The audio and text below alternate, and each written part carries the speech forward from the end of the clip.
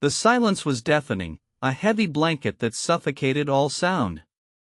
The only noise was the soft crunch of snow beneath my crampons, a reminder that I was still alive, still moving.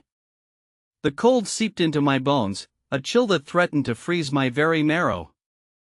I had been warned about the blizzard, but I had to see it for myself, to feel its fury and test my resolve. As I trudged through the knee-deep snow, the world around me grew quieter, the trees standing like sentinels, their branches etched against the gray sky like a delicate pen and ink drawing. The snowflakes danced around me, each one unique, a fleeting work of art that melted away as soon as it touched my skin. I was a speck, a tiny insignificant dot in the vast expanse of the mountain, and yet, I felt a sense of pride, of accomplishment, as if I had conquered the very peak itself. But the mountain had other plans, and as the storm intensified, I found myself lost, alone, and adrift in a sea of white. The fear crept in, a slow insidious crawl that threatened to consume me whole. I had to focus, to draw on every ounce of skill and experience I possessed, to survive the next 3 days. The hours ticked by, each one an eternity, as I huddled in my tent, listening to the storm rage on. The howling wind, the creaking trees, the snow piling up around me, all combined to create a sense of unease, of discomfort, that I had never felt before. And yet, as the darkness closed in, I began to feel a sense of peace, a sense of calm, that I had not expected.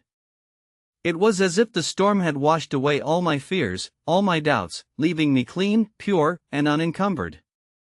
I thought back to my life before the mountain, to the person I was, to the fears and doubts that had driven me to climb.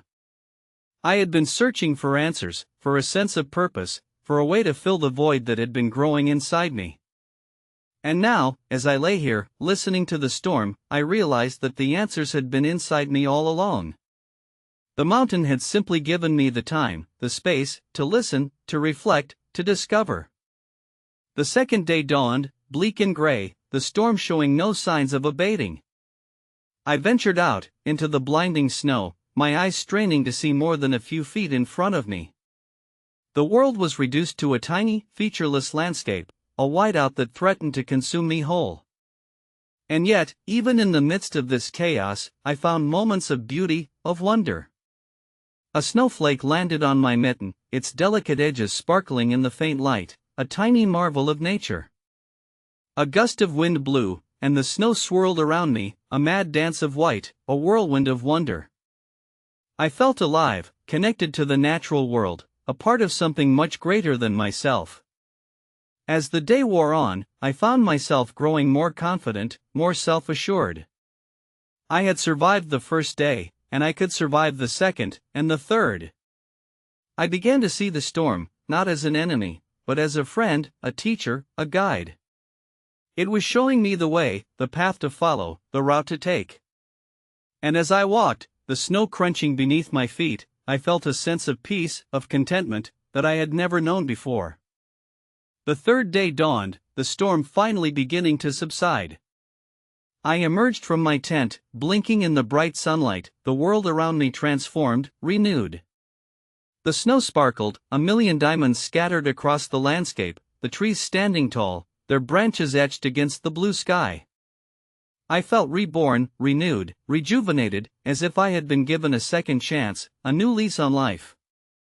I thought back to the person I had been, to the fears and doubts that had driven me to climb.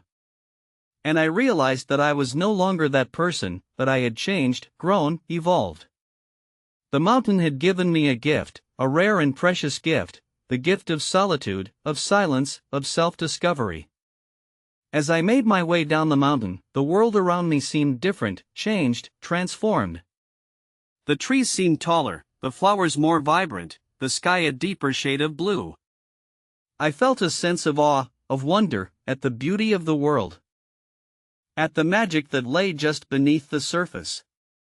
And I knew that I would carry this sense of wonder, this sense of awe, with me for the rest of my life, a reminder of the transformative power of solitude, of silence, of the natural world.